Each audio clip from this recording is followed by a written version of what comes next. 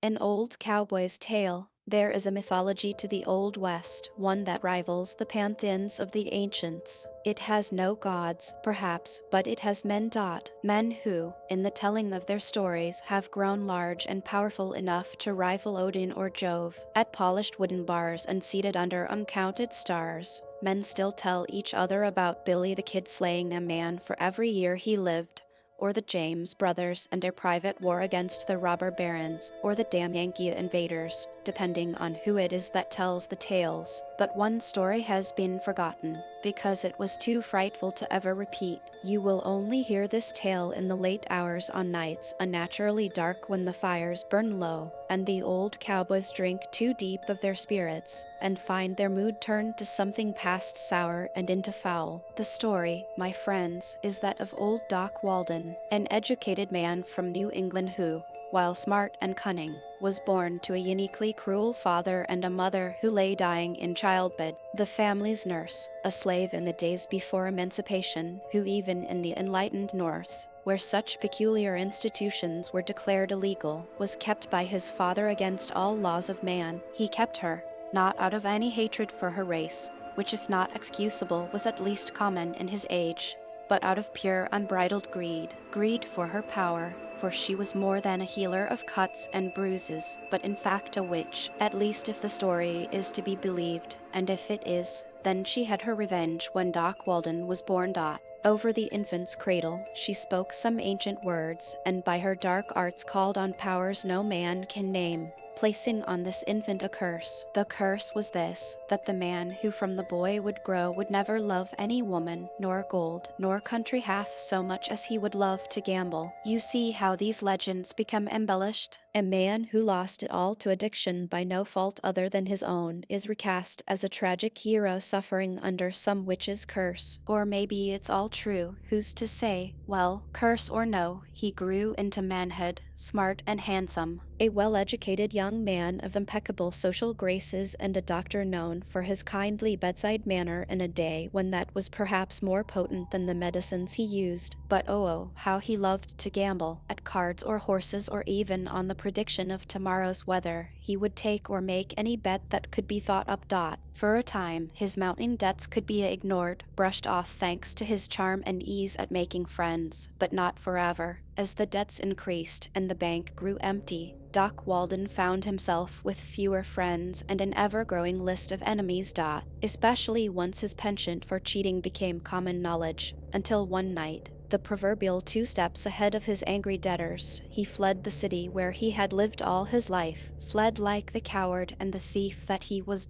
And so he joined the great migratory herds of young men called West by the lust for gold. In the West, he drifted like so many men of that era from town to town, always trying and seldom succeeding to make his fortune. On the few times he did strike pay dirt, he lost it all within a week at cards in the saloons that followed the prospectors like hungry shadows. This went on for many years. He grew older and angrier at how his life had turned out, but always managed to stay one step ahead of the Pinkertons his enemies back east had put on his trail, until one night in a town whose name time has long forgot, he sat down to play a game of cards. He had been in this town too long, and the locals already knew he wasn't worth the time to play against, as his money was nearly gone and he had more than once been accused of cheating on the few hands where he won. But that night, a stranger had come into the bar, a stranger willing to play a game of cards with him. At first, this game had other players, men like him who were hated even by the patrons of this lowly bar,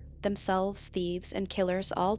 They were a traveling preacher who had lost his faith at the bottom of a bottle, a wealthy railway tycoon, fat and filled with avarice, who eyed this town as something to suck dry like a leech, and most shocking of all in that time and place, a young black man, a freed slave with cold eyes who had been accused of the rape of the young daughter of his former master, and fled before the mob could lynch him. At first, all 4 men seemed to enjoy the game as much as any ever had. The drinks flowed freely, always paid for by the stranger, who presided over the table like a king over his court in that dingy bare room, from just after noon until late in the evening. As the sun was slipping beneath the horizon, they laughed and drank and talked like old friends, though none had met before that day. Such was the charm and charisma of the stranger that they all felt entirely at ease with him, and by extension with each other. "Before we begin," the stranger said, "I hate to gamble with men I do not know. It is uncivilized. So I propose that each of us tell a story from our lives that we might be friends."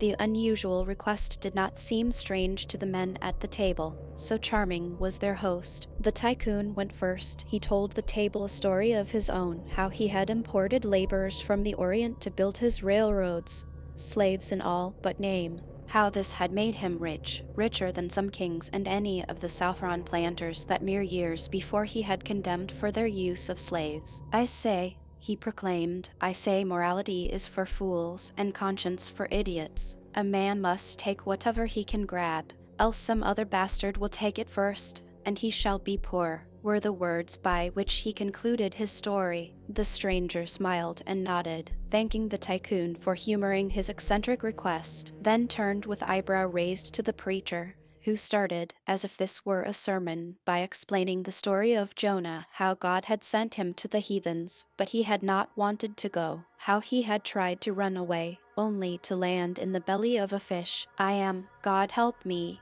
Jonah, if he had failed. Not one savage Indian have I saved, and that my entire reason to be in the West, all because I fell into this damn thing's mouth." With his final words, he gestured to the bottle on the table. All the men at the table nodded sympathetically at this, for addiction was something they could all understand in one form or another, and the stranger thanked him for his story most kindly. Third to talk was the accused rapist, who denied all the accusations against him. Some say too vehemently, others insist he told the truth. "I for myself do not know or care," but then began to talk of his time as a slave. He told of lashes on his back and dirt always beneath his nails, but also of his mother, who had been godly and kind. A saint of a woman, she was, God bless her, a saint, he proclaimed before telling of a time she begged their master to whip her instead of him. That was how she died, whipped to death before his eyes for daring to ask to take another's punishment. The preacher nodded sadly and patted him on his hand,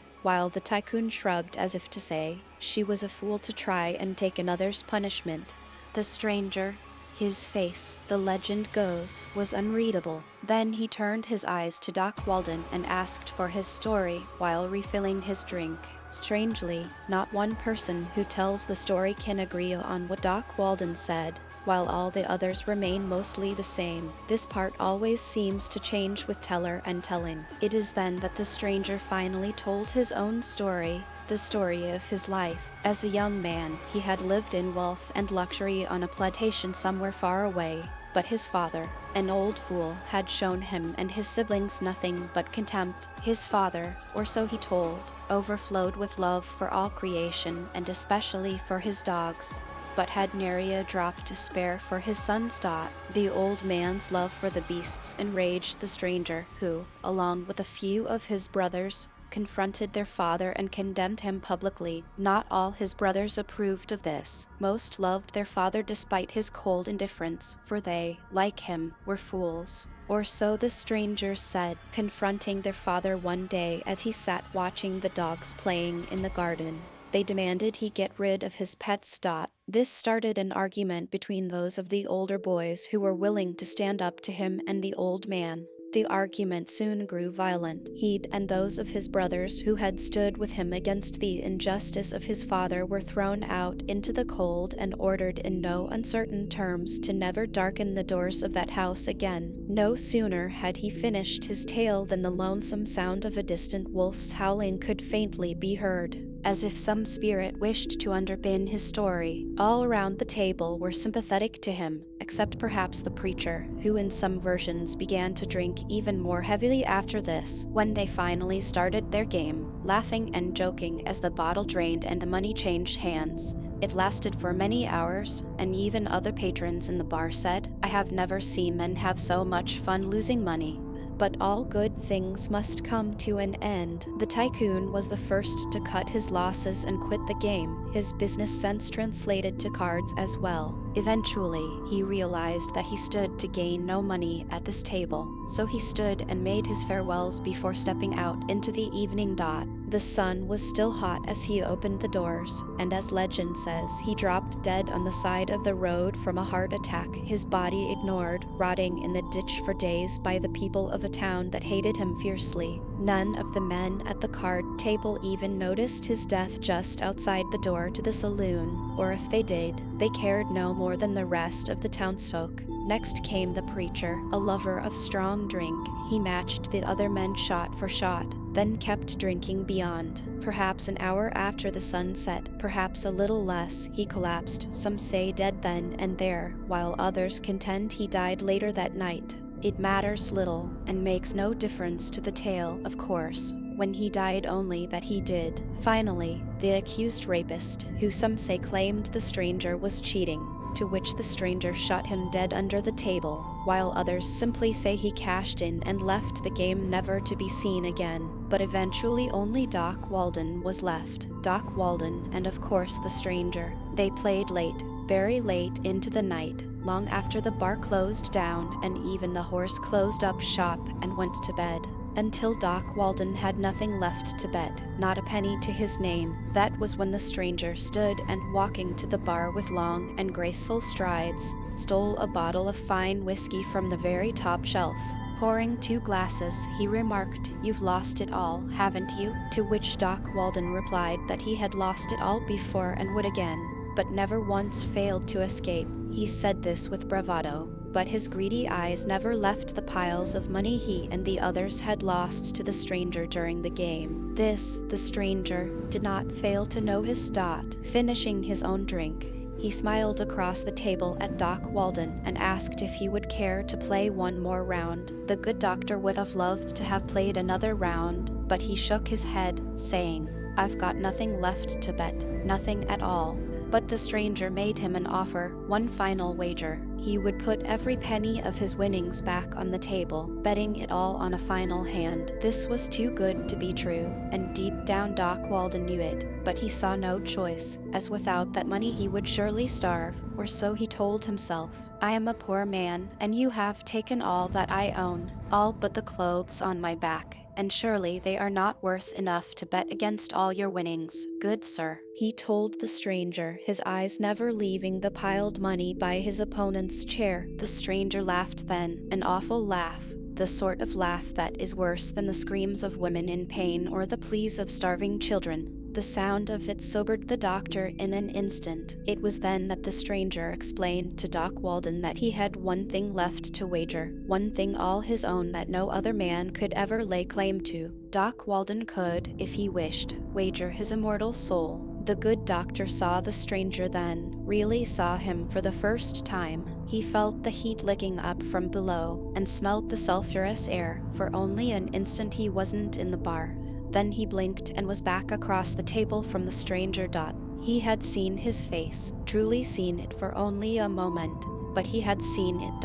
And he knew all at once he had been sitting there for hours drinking with the devil. He wanted to turn and leave, wanted to accept his losses and make a vow before God that he would finally change, finally turn his life around and be a better man. But he couldn't. Some say the words his nurse had whispered over his cradle echoed in his mind then, filled him with revulsion. They say the memory came back to him all at once, and for the first time in his sad life, everything made sense. Others say he just couldn't quit. After all, he was an addict, wasn't he? The devil shuffled and broke the deck before placing it in front of Doc Walden, and smiling that awful smile, told him that it was his turn to deal. The devil might be the prince of thieves and of liars, but he is an angel still, and it is not in his nature to understand just how crafty mortal men can be. Doc Walden began to deal the cards, careful to use all his powers of legerdemain learned from years as a gambler and a cheat. To slip the ace he kept in his sleeve into his hand. He won, of course, for cheaters always win at first. Soon thereafter, he woke with the first rooster's call, comfortable in his bed with all the money he had ever lost, not just the day before but in his sorry life, stacked higher than he was tall next to the bed. He knew then, though how he could never say, that all his debts were forgotten too, and he was a free man. What he did not know was that the devil knew well he had cheated, knew well, and was laughing, for he had already had his revenge. Now, some men, too skeptical for their own good, I think, will tell you the piles of gold fell on him, crushing him in his bed.